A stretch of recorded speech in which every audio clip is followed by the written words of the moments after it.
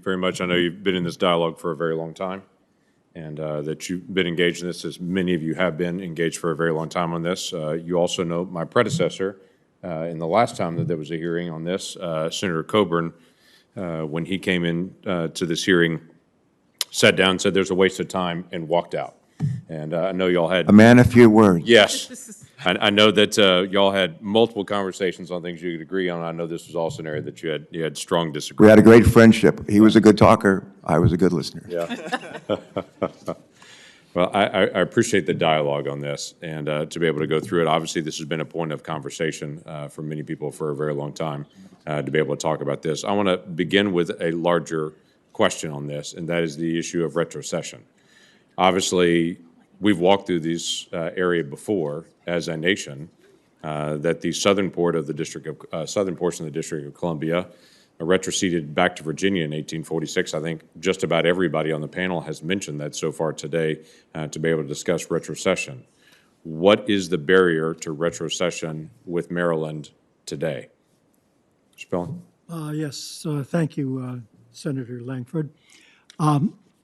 That issue with respect to the retrocession of Virginia in 1847-46 has never been tested. It arose in a private taxpayer suit in some 30 years later. The court declined to address the merits because so much water had gone under the bridge and so much would have to be disturbed. Many people have questioned whether that retrocession was legitimate, including no less than President Lincoln and President Taft and others. And so it remains an open question. So what is the way that would have to be resolved? Well, the court would have to speak to it, first of all. Well, you'd have to find someone with standing, first of all, for the court to speak to it. Yeah, the standing issue would certainly come up. But with respect to retrocession to Maryland, which is what your opening question was about, there you would certainly need the consent of Maryland to do that. In fact, if I may respond to a point that Professor Primus made, the grant of land from Maryland to the district was made pursuant to Article 1, the Enclave Clause, expressly for the specific purpose of creating a seat for the new government. Now, suppose he used a hypothetical. I'll give you a hypothetical. Suppose that immediately upon receiving that land, the federal government turned around and created a state rather than the seat of the new government. Everybody would agree that was sheer political mischief. Well, if that's the case, then what difference does it make whether they did it immediately or in the intervening of 200 years? The principle remains the same. They did not use it for the purposes for which the land was granted, but to do something completely different. And that raises a serious problem in and of itself. And it raises the Article 4 question too, because in order for the federal government, Congress, to make a state out of the district, you would need, had they done that initially, the consent of Maryland to do that under Article 4. It seems to me that consent will still be needed, even though it's more than 200 years later. It is interesting when I look back on the history of this conversation. Again, none of this is new in this dialogue. In 1963, at that time, Attorney General Robert Kennedy wrote, "While Congress's power to legislate for the district is a continuing power, its power to create the district by acceptance of secession contemplates a single act. The Constitution makes no provision for revocation and the act of acceptance or for retrocession." And then Ed Meese, then a couple of decades later, as our Attorney General in 1987, wrote, "Clearly the district chosen would not exceed 10 miles square, but under the language of that clause, once the cession was made and this district became the seat of government, the authority of Congress over its size and location seems to have been exhausted. The Constitution appears to leave Congress no authority to redefine the district's boundaries absent an amendment granting it that power." Now, obviously, constitutional scholars, even at this conversation, have disagreed with that. What is your thoughts? Well, Attorney General Kennedy was absolutely right. The creation of the district was a single act. It was completed. It was done. Now you've got to look where Congress might have other authority to to turn that district into something like a new state. The other side points to the to Article 4. The problem there is that the district is sui generis. It's unique. This is not a normal creation of a state process as though you were doing it under Article 4 with the federal territory, say the Northwest Territory, the Louisiana Purchase, land that was acquired in clear contemplation of new states being created for it. The District of Columbia was not created with the contemplation of a new state being created from it.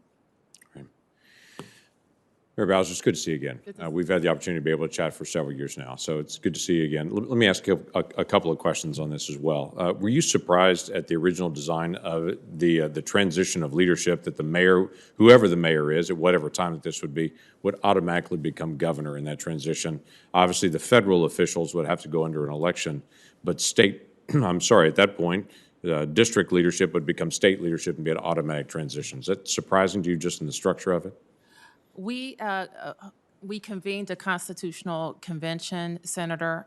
So over several months, D.C. residents participated in how they would want the state government to look, and we wrote a constitution.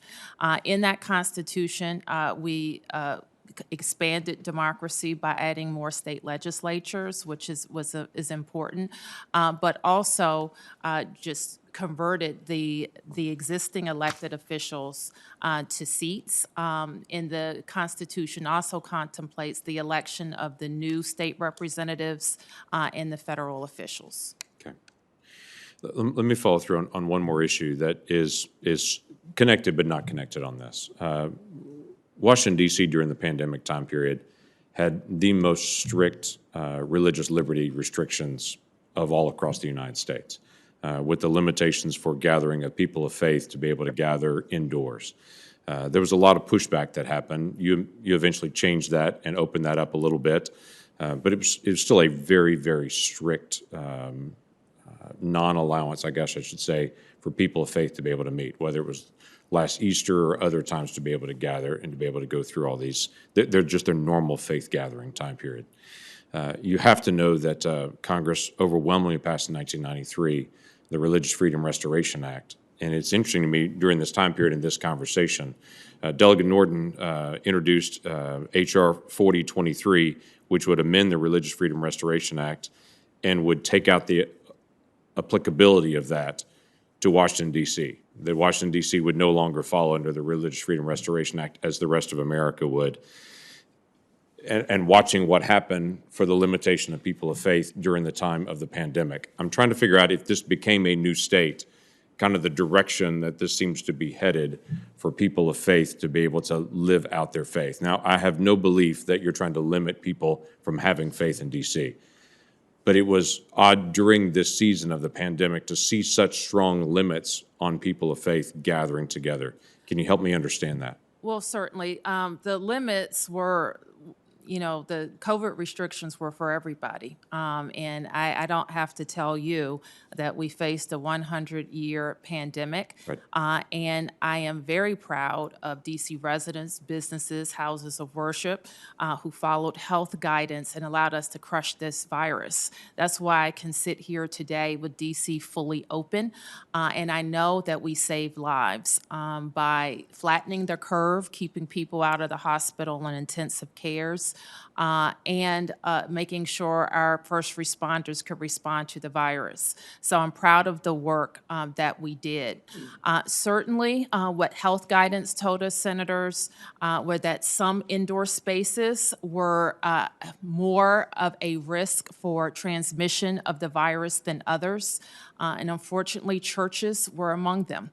And believe me, I've had this debate. I've had this debate with my own church in court And we have we came to many compromises. It was always our intent to make sure that people of faith and houses of worship all across the district could practice their faith, but also practice it safely. I don't have to remind you, our very first case in the district was in a church. And we saw the spread of the virus, and we learned a lot about the spread of the virus from case number 1. So the work that we did was important, it was necessary, and the compromises that we made were also good ones. It is a interesting balance, though, to be able to walk through First Amendment protections and also pandemic protections Yep. in this process. And as you know, many churches left the district to be able to go worship a few miles away, either in Maryland or in Virginia, where they could meet for worship to be able to gather indoors or outdoors.